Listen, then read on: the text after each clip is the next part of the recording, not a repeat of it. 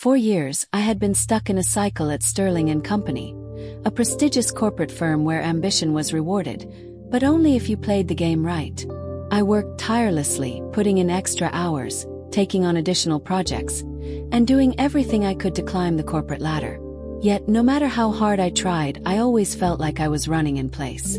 The competition was brutal. There was always someone more impressive, someone with better connections, sharper instincts, or just plain luck. I wasn't miserable, but I wasn't thriving either. I wanted more. I knew I deserved more. But how could I move forward when every door seemed locked? Then there was Rab, my boss. Rab was the kind of man who commanded respect, and a little bit of fear.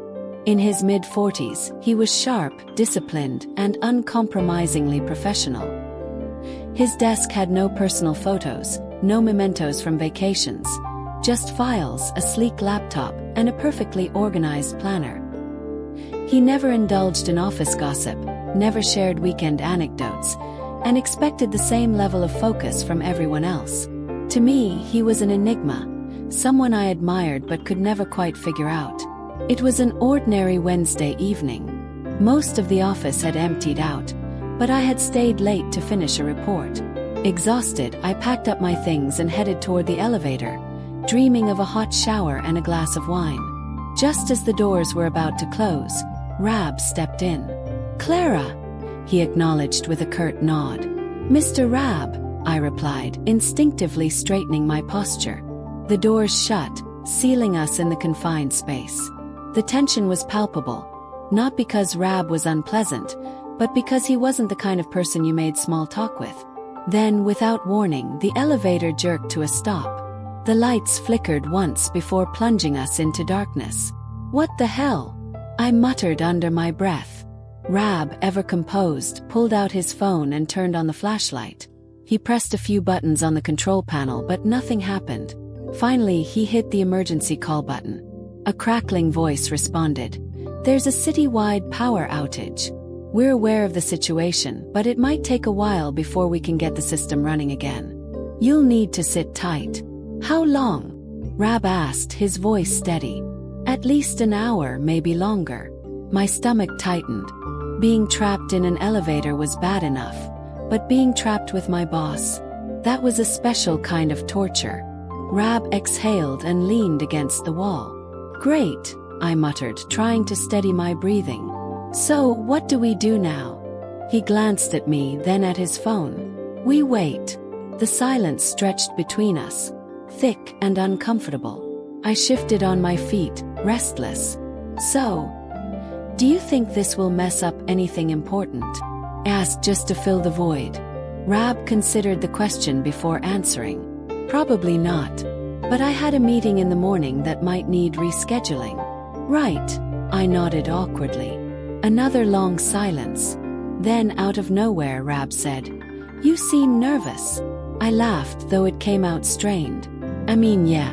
It's not every day you get stuck in an elevator with your boss."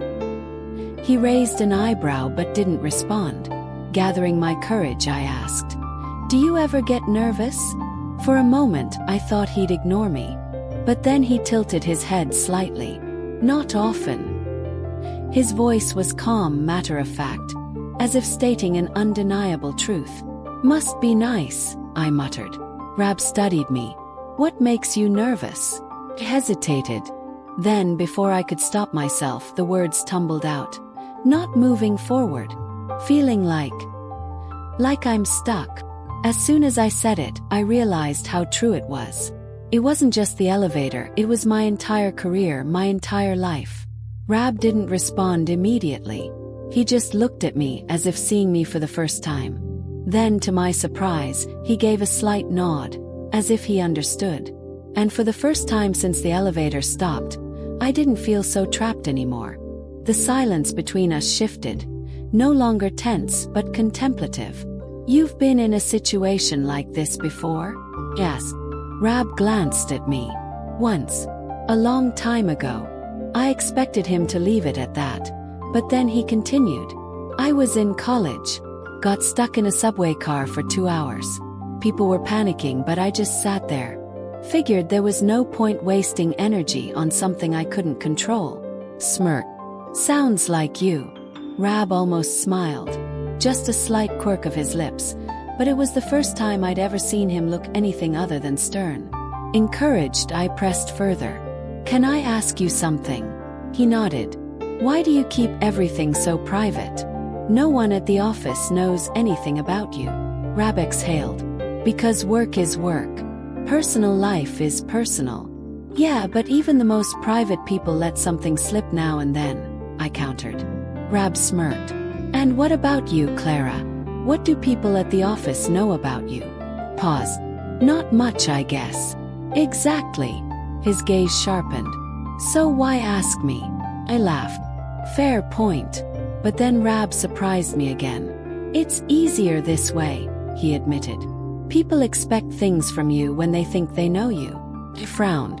Expect things.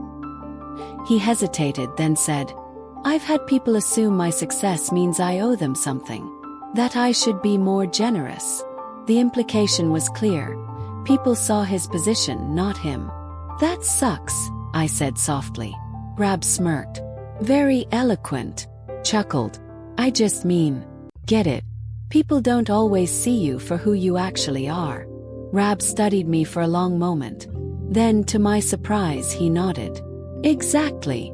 The elevator lights flickered back on, and the car jolted into motion. Rab straightened. Looks like our little conversation is over.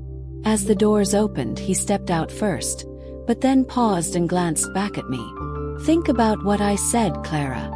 And with that, he walked away, leaving me standing there, feeling like something fundamental had just shifted. A few days later, an email from Rab appeared in my inbox. If you have time after work, stop by my office. I'd like to discuss something with you. My stomach twisted. Was this about the elevator? Had I crossed a line? When I stepped into his office that evening, Rab was waiting. You've been more engaged this week, he observed. I swallowed. Yeah, I guess so. Rab leaned back. I've been thinking about what we talked about. About how hard you work and how hard it is to stand out. I waited, pulse quickening. Opportunities don't always come knocking, he said.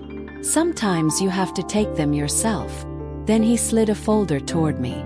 I have a project.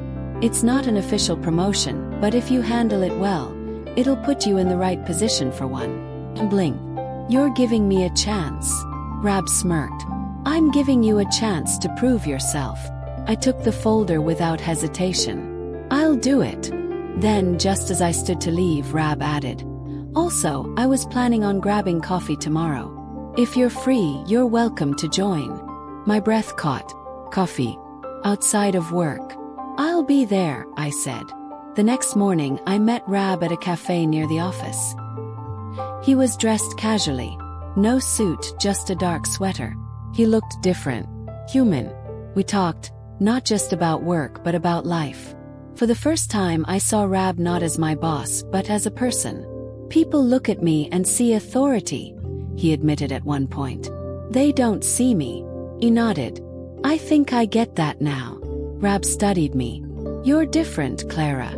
Smiled. So are you. Fast forward a year. I got the promotion. And Rab. He became more than just my boss. We were careful at work. Professional, discreet. But outside of it, we were together. It wasn't some dramatic whirlwind romance. It was slow, intentional, real. And it all started with a broken elevator. Sometimes the moments that seem insignificant at first, the ones you barely notice, end up changing everything. For me, it was an elevator ride with a man I thought I knew. Turns out I didn't know him at all. And that was the best part.